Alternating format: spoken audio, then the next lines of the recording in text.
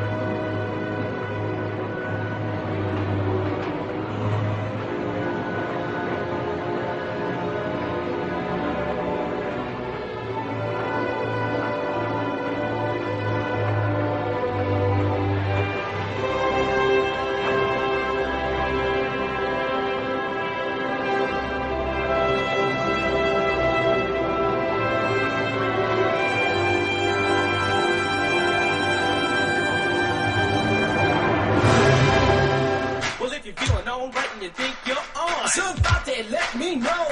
Everybody in the place put a whistle in your face. Scream it out and say, yo, hey. You don't stop, or rock the rhythm that makes your finger pop. I said, hip hop, and thanks a lot. Come on, everybody, give me what you got. I'm gonna tell you a little story about the Sugar Hill Gang with the pow pow boogie and a big bang bang. They call themselves writers because that's what they do. They write their names, among other things, everywhere. Names they've been given or have chosen for themselves. Most of all, they write in and on subway trains, which carry their names from one end of the city to the other. It's called bombing. And it has equally assertive counterparts in rap music and breakdancing. Screaming out and say, I am somebody. Graffiti writing in New York is a vocation. Its traditions are handed down from one youthful generation to the next. To some, it's art. To most people, however, it is a plague that never ends. A symbol that we've lost control. I'm Detective Bernie Jacobs. I, in conjunction with my partner, Detective Jim McHugh, are the crime prevention coordinators for the New York City Transit Police Department. Graffiti, as the name itself, is not an art. Graffiti is the application of a medium to a surface. I will show you graffiti, such as the letters on the end of that car directly in back of me. Is that an art form? I don't know. I'm not an art critic. But I can sure as hell tell you that that's a crime.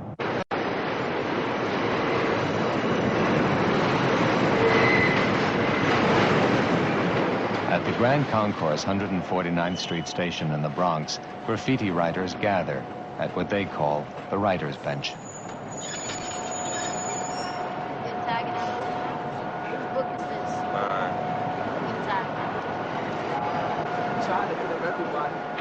They're saying that the kids run the subways, that the system is out of control, that 15 and 16-year-old kids are running the system, and that graffiti is a symbol of that. Nah, I ain't running the system. Hell yeah. I'm bombing the system. They're trying to make it look like graffiti writers break windows and everything. It ain't even like that. Yeah, you know who be doing that, man? Niggas who be high when they come from school Right. is the ones who break the window. And it's in the graffiti artist's favor to be as cool, calm, and collected about putting his art on the train as he can. You know, he wants to get in and get out without even being noticed, except for the work that's going to come out to the public, that Monday.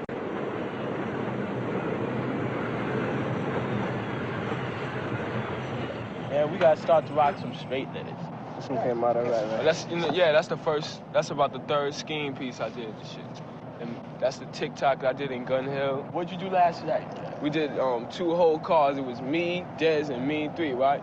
And on the first car in small letters it said, all you see is, and then, big, block silver letters it said, crime in the city, right? It just took up the whole car? Yeah, it was a whole car and shit. Then it was a scroll, like, one of those scrolls.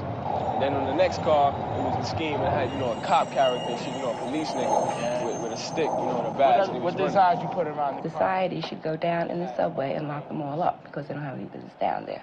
It is dangerous down there. People that work down there 25 and 30 years have accidents. But his contention is that he's immortal, I guess, like most 17-year-olds are immortals, right? Well, it's a matter of getting a tag on each line and each division. You know, you go, it's called going all city. People see your tags in Queens, uptown, downtown, all over. I can only laugh to keep from crying, because what happens is that I don't really think he knows how silly that sounds. He's going all city. I mean, to what end? And when I ask him, he says to me, well, just so people see it and they know who I am. Nobody knows who he is, and so they see it. And so no, it's not a matter of so they know who I am. So they see it, and then after they see it, so what? It's a matter of bombing, knowing that I can do it, you know. Every time I get in the train, almost every day I see my name. I say, yeah, you know what, I was there, I bombed it. It's a matter, it's for me, it's not for nobody else to see. I don't care about nobody else seeing it, or the fact if they can read it or not. It's for me and other graffiti writers that we can read it. All these other people who don't write, they're excluded. I don't care about them. You know, they don't matter to me. It's for us. CC starboard bow. Slow it down. Slow it down. What is it? You tell me. Nice and slow. Nice and slow. This is it. This is it. This is it. This is it. Here we go. Here we go. This is it. This is it. Give me that pound. Give me that pound. That khaki came out nice. That wide was whack.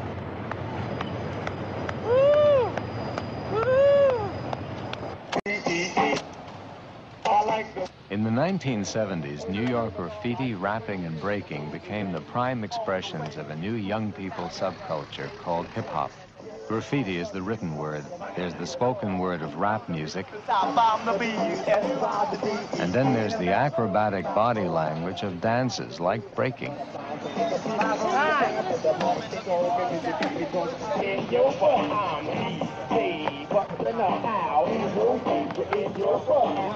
started in the Bronx and part of Harlem. It started in Freeze's house. Oh, shut up!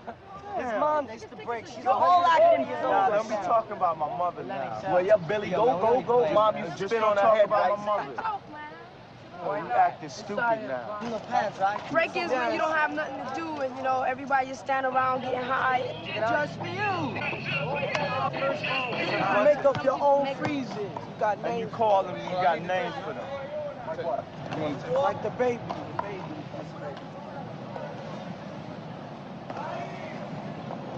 It's a baby.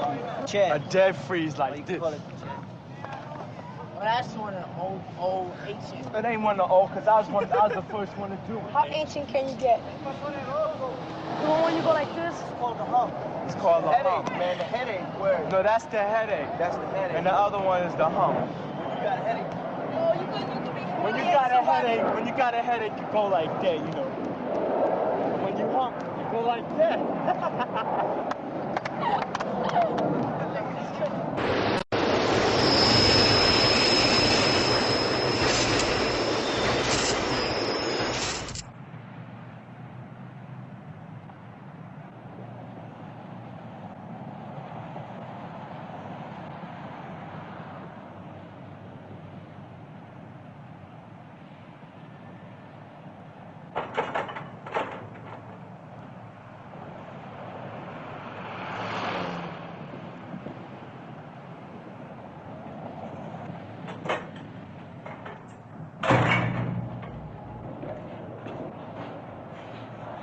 Yo, man, this place is bomb.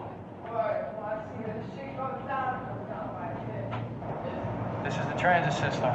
They don't like it to be defaced, and they will at times try and go to the extreme and trying to apprehend you. The subway system is a very old one, and I've personally explored some tunnels, and I've found rooms where maps that were so old it might have been like the first train line that New York City had. Call it what you want. Just a lot of rock, a lot of steel. Tomb, dungeon, under the city.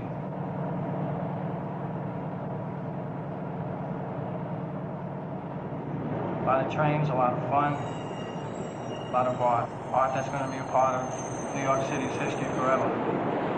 Oh, wow, check it out, our whole car lit. Yo, what?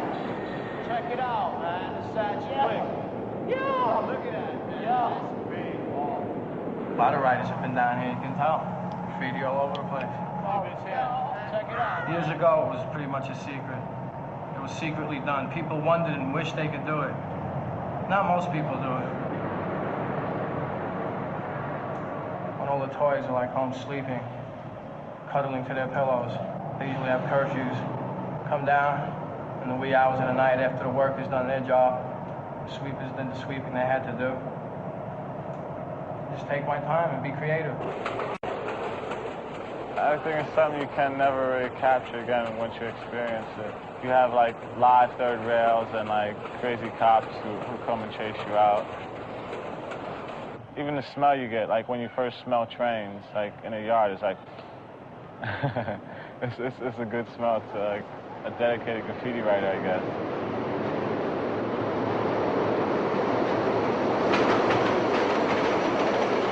When you're first against the train, it's like, everything seems so big, like, wow.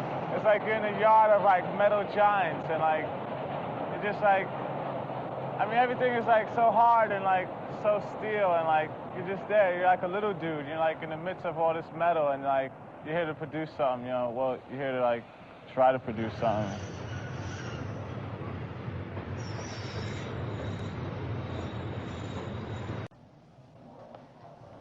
Oh, I've seen comparable graffiti, not necessarily these particular ones.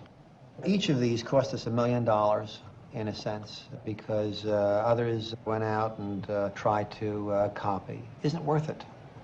Well, it is one of the quality of life offenses, and you can't just take one of those quality of life offenses. It's like three-card Monte and pickpocketing and shoplifting and graffiti defacing our public and private walls. They're all in the same area of destroying our lifestyle and making it difficult to enjoy life, and I think has to be responded to. And so I've told you that the response that I think a repeater, three-time repeater should get would be 5 days in jail. Now, obviously, a murderer, if you believe in the death penalty as I do, you want to have the option of executing a murderer. You wouldn't do that to a graffiti writer.